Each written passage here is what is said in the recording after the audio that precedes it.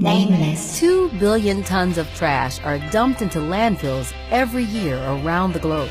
That's so much trash that if you lined it up in garbage trucks, it could circle the Earth 24 times.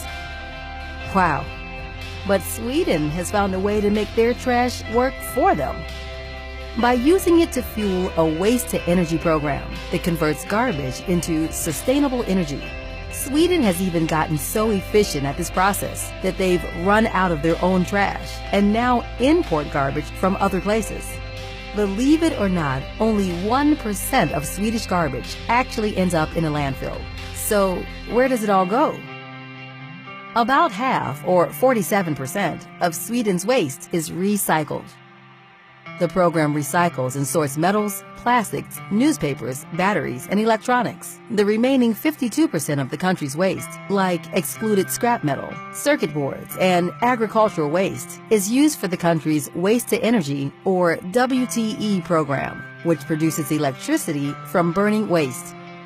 So all that remains is a remarkable 1% of Sweden's trash that actually ends up in a landfill. But wait, how exactly does garbage turn into energy? After recyclable content has been removed, the remaining trash is brought to a waste-to-energy plant. There, the trash gets loaded into furnaces and burned, which generates a large amount of steam that spins generator turbines, producing electricity for the nation's power grid. All leftover metals are separated and recycled, while any other remaining materials that do not burn, like porcelain and tile, are collected and repurposed into gravel for road construction. Over the past decade, Sweden has become so good at this waste-to-energy process that they've actually run out of their own garbage and had to start importing it from other countries. It's a win-win situation for most countries, since shipping trash to Sweden is not only cheaper than paying landfill taxes, but it also makes sure more garbage is reused. In 2014 alone, countries like the UK and Italy exported about 2.3 million tons of waste to Sweden's WTE facilities.